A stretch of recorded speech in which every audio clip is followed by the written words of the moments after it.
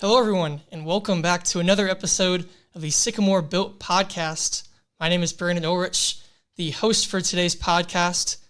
Today's guest, none other than the sports video manager of the Indiana State Sports Network, Eric Mangum. Eric, how you doing today? Doing well. Appreciate you having me on.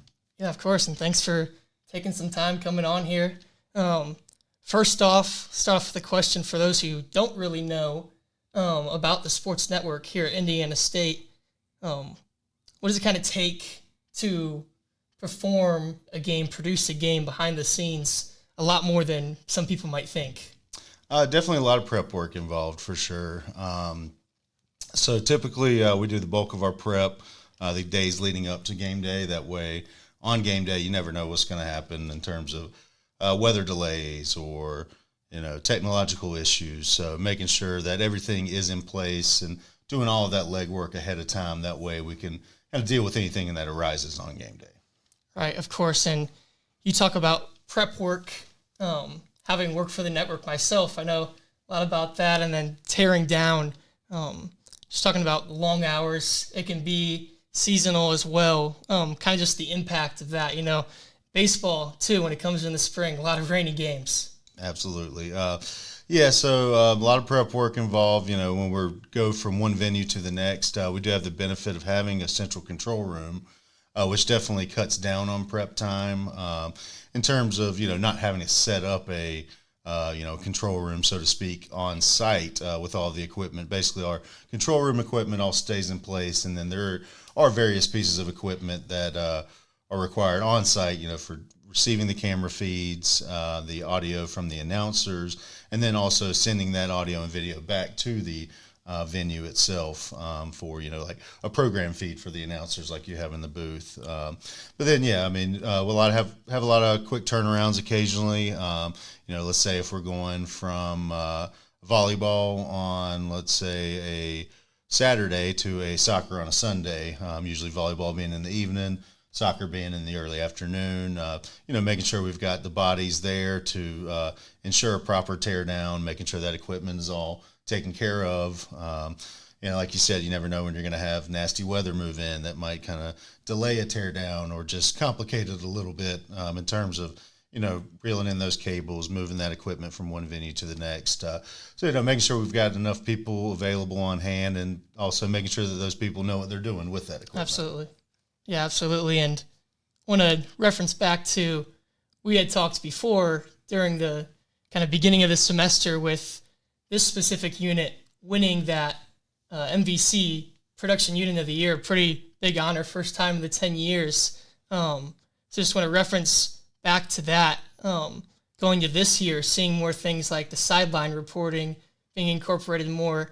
So just kind of talk on some of those new things that you want to try and incorporate for this season and seasons moving forward. Absolutely. So, that was a tremendous honor to receive that award.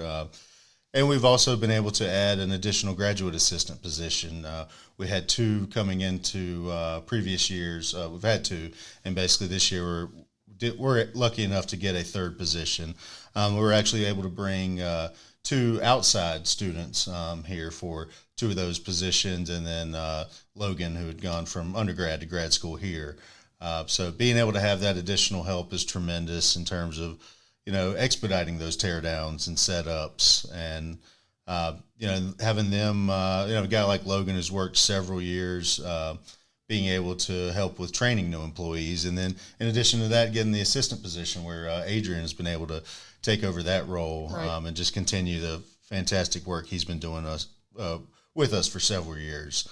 So in terms of new things, we are starting to incorporate some sideline reporters for additional sports. We traditionally have only done that in football, men's and women's basketball in the past. Right. And this year, starting to incorporate that in volleyball and soccer.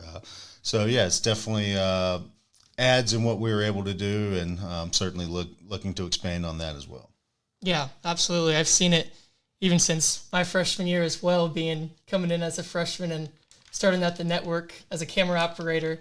A lot of opportunities there. And speaking on opportunities for a person like me, starting there and then going into some broadcast opportunities, to speak on just the different opportunities you can have as a student coming into work for the network?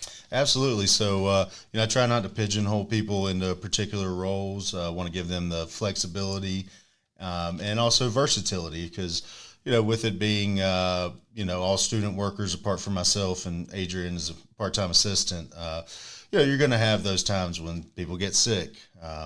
People have weddings, funerals, things like that. So if they're, everyone's sort of pigeonholed into one position, and let's say the replay operator has to call out sick and you don't have anyone that's capable of running that position because they've never done it, then you're going to be in a real pinch. So trying to make sure that everyone gets, at least a little bit of experience in every area. And then obviously if there's areas that someone is showing a real strength in, a real passion for, trying to gear their experience towards that role, and making sure that they're, doing things that they're enjoying while they're working the broadcast. But, as you mentioned, just a lot of different opportunities to get that experience. So, the more versatile people are, the more that's going to benefit them, and the more it's going to benefit me as well.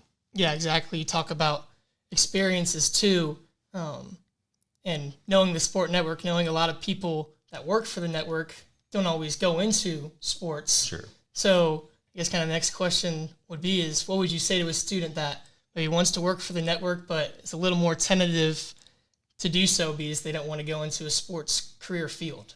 Sure. I mean, we're definitely not limited to people that are, wanting to do this for a career. It's fantastic if that lines up with their career path. But, oftentimes we'll have a psychology major, a criminology major who are just passionate about sports or interested in more so the production side of things, the video editing, that kind of stuff. So you certainly don't have to be a sports comm or, you don't have to be in sport management, but it definitely helps if you are, and it's kind of a natural progression to work for us. But a lot of it's just, people want to have fun, work a fun job, and get a paycheck while they're here. Yeah, absolutely. And then kind of following up on that question, similarly, what do you think experience or skills that you think this job provides into another field? Obviously, you have the communication and teamwork aspect, maybe other detailed skills that they can apply to it. Definitely. One phrase I'll use from time to time is that, we like to get people comfortable being uncomfortable. Right. That's part of college is figuring out not only what you like, but what you don't like. And so whether that's, let's say you're brand new, starting to work and you're starting to work a camera, shadowing a cameraman for a couple games, then starting to work that camera, whether or not you might actually be running a camera, operating a camera at some point in the future, you're learning technical skills. You're learning problem-solving skills, troubleshooting skills. As we all know, technology is fantastic, but there's going to be times where it's not working. Right. You're having little issues here and there. Just the learning the problem-solving skills. Okay, what is working right? What is not working right? How do I, figure out what aspect of this system is not working properly? So let's say you got a natural mic that's not working correctly. Figuring out, okay, if I replace the cable, is it the cable? If I replace the microphone, is it the microphone? If not, let's get back to square one and try and figure out what the problem is. Right. So problem-solving skills, again, like you mentioned, communication skills, teamwork skills. I mean, we work together as a team. If someone's not doing their job, it's going to be reflected on everyone that's working the game that day. So making sure everyone is up to speed, but also working together and collaborating to ensure that final product is quality. Yeah, absolutely. And you kind of talked about problem solving and talking about problems that do happen sometimes on the broadcast, which kind of leads me to ask if you have maybe a story or a specific time where there was a big problem on the broadcast, things maybe went south, and what you guys had to do about it. Sure. I would say back in my previous position at Gardner-Webb University, I'll just remember one morning, having Saturday morning or Saturday early afternoon broadcast, and we had ample time on Friday to go ahead and run cables. And back then we were using fiber optic cables and just having everything run. And then we get there on Saturday morning and the landscaping crew had been out there and had chopped through all the fiber optic cables. So having to kind of pivot and just run, I believe it was 500 feet worth of SDI cable to the opposite end zone just to ensure that we had those camera views available for the broadcast. Again, just never know what's going to go wrong on a game day in terms of technology, weather, just all sorts of issues that can arise. So just ensuring that all the other work is done ahead of time. That way, okay, I've got to deal with this. Now, if I hadn't done the prep work on A, B, and C, then I don't have the time to do that now. Preparation is key. Exactly. Yeah. Making sure that everything's done as well in advance as possible just to deal with those little issues that can arise from time to time. Yeah, exactly. Power lines, a lot of money there too, I'm sure. Yeah, and I remember, even being out of those baseball games in the spring or late football games can get cold, windy, rainy, try to prepare. So absolutely. Yeah, and then moving on here, kind of talking about just the future too, having that extra graduate student, and you kind of touched on it already, just continuing to grow as a sport network. What are some things that you guys want to see from, whether it's adding more employees, if that's possible, and also just student media as a whole too, collaborating with them with things like this or with maybe other types of shows? Yeah, absolutely. It's definitely something we're looking into. One thing we did do in the last couple of years is we've got a new replay system. I believe it's not this past summer, but the summer prior. It was a $30,000 new replay system that does give us the capability of extending beyond the current 4 cameras that we use at the moment. Obviously, those are major expenses, adding additional cameras, but that's one thing I'm going to be harping on is, just making sure that we are able to, hey, next year, let's incorporate a 5th camera, the following year, a 6th camera, just being able to add those additional views. We've got some great venues here on campus and off, and, being able to truly showcase that, and also potentially being able to tap into some of the, permanent cameras that some of these venues have, like the volleyball, the ISU arena having their cameras that they use for, the net cam for replay reviews. And things like that. I believe they've looked into some of that in baseball as well as installing some permanent cameras, both for for the coaches, for scouting, things like that. And then also, for replay reviews and, just anything that we can tap into additionally for the broadcast to enhance that experience is definitely something we're looking into. Yeah, absolutely. And then kind of just closing off is you've been here since 2020 now, so a few years, got some experience here. What's been the biggest improvement that you've seen or biggest change that you've seen since coming here back in 2020, right during COVID? Yeah. It was definitely a weird time to be coming to Terre Haute right in the middle of that. I think we were about 5 or 6 months before we were doing any broadcasts, just due to that and due to the sort of postponements of certain sports seasons. But I would say the most rewarding aspect for me is certainly just being able to see student workers' growth from one year to the next.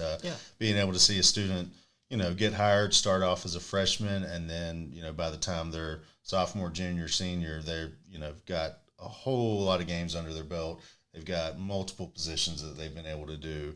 I mean, just you, for example, you started out, I believe, working camera for me majority of the time, and then started kind of adding some additional responsibilities, doing some talent stats here and there, and then eventually to where you were calling games, both starting off doing some analyst and then now basically being my primary play-by-play for soccer. So absolutely being able to see students' growth, being able to see someone come in as, maybe an uncertain freshman and then being able to leave as a confident senior, and someone that, you're going to obviously get the requests for letters of reference and recommendation. And when you can really type out that, just letter that's, effusive in praise and, everything that you're writing down, you're thinking, man, I trust every word I'm saying here. In terms of giving a reference to this employer, I know that this student is going to be a fantastic employee once they get into that position. Very rewarding from my standpoint, for sure. Absolutely. Eric, thank you for your time. Absolutely. Today. Appreciate you having me. Yeah, absolutely. This is a wrap on this episode of the Sycamore Built Podcast. I've been Vernon Oelrich, and we look forward to seeing you next time. Thank you.